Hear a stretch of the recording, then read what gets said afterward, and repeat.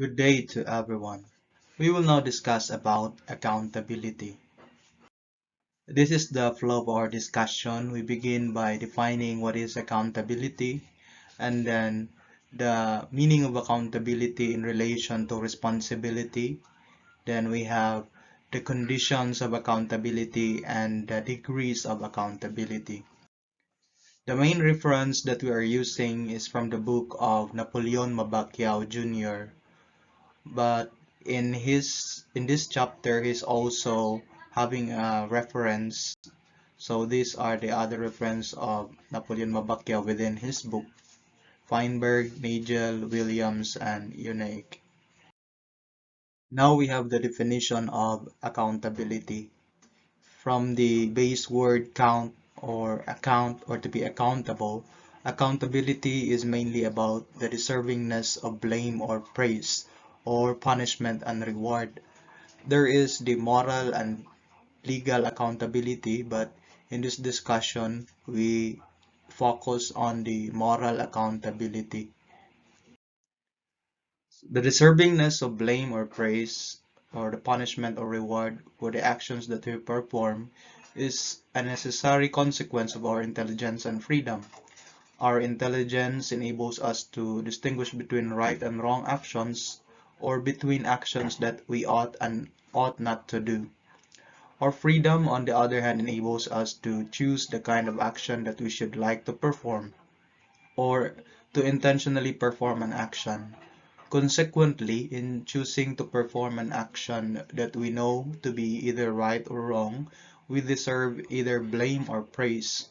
We in particular deserve blame for choosing to perform an action we know to be wrong, or for choosing not to perform an action we know to be right, while we deserve praise for choosing to perform an action we know to be right, or choosing not to perform an action we know to be wrong. We deserve blame, for instance, when we intentionally and knowingly inflict unnecessary pain to a person, but we deserve praise when we intentionally and knowingly help a person in need. We refer to the deservingness of blame or praise, or punishment or reward for the actions that we do as accountability. It must be emphasized that accountability includes both blame and praise, for accountability is often associated only with blame. Accountability can be of various types, such as the legal and moral kinds, based on the kind of principles or the standards that we use in judging an action to be right or wrong. Legal accountability, for instance, results from the application of legal standards, while moral accountability or moral responsibility results from the application of moral standards in assessing the rightness and wrongness of our action. Thus, in legal accountability, a person is given punishment or penalties by the state for performing an illegal action, while she is given certain benefits or services by the state, such as police protection and free education for not doing an illegal action.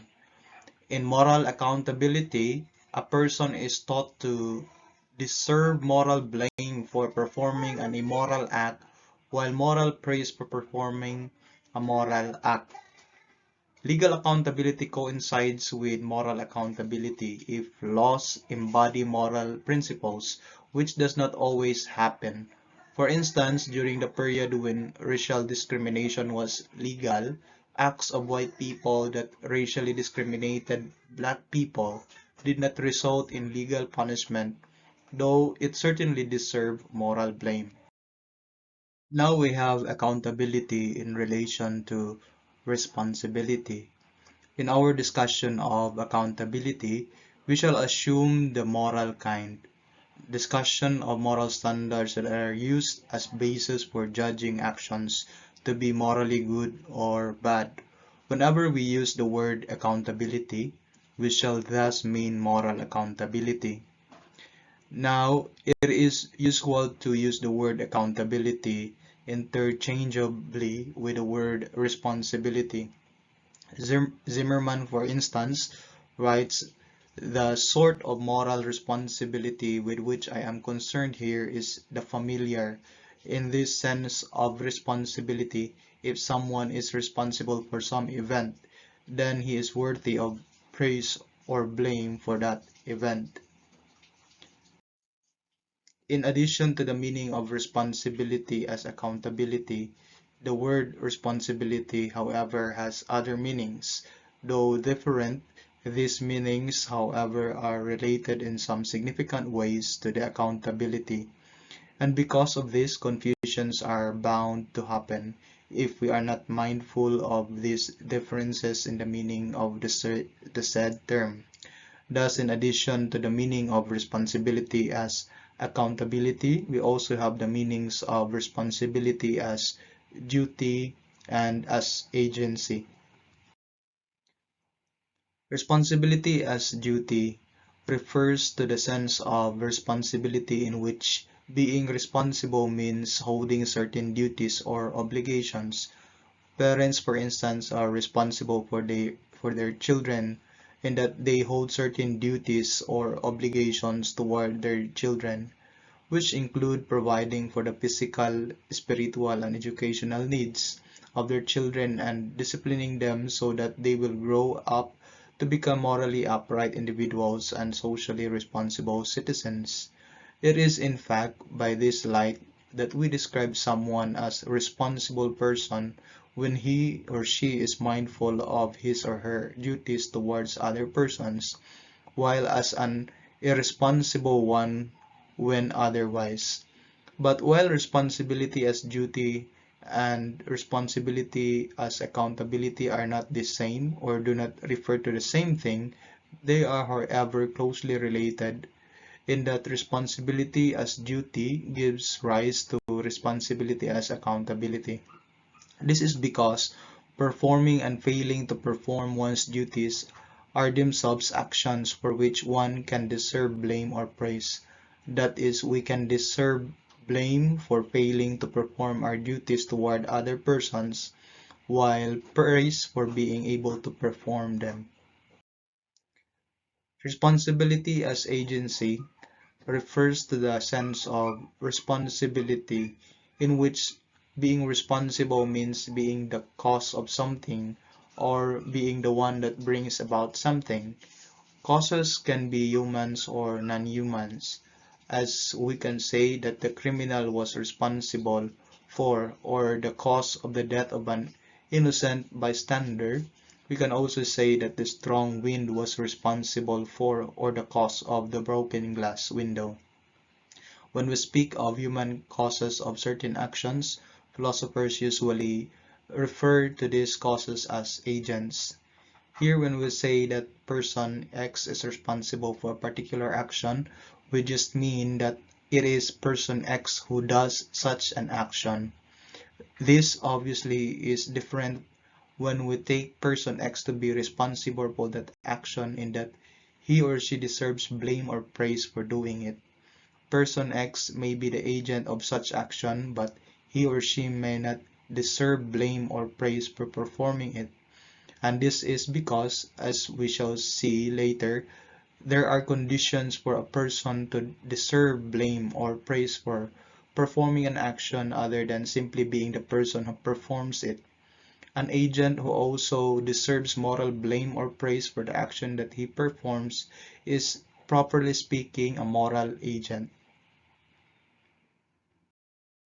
Moral agents should not be confused with moral recipients. Moral agents are entities who hold certain moral duties, while moral recipients are the targets of these moral duties, and thus are entities who hold moral rights.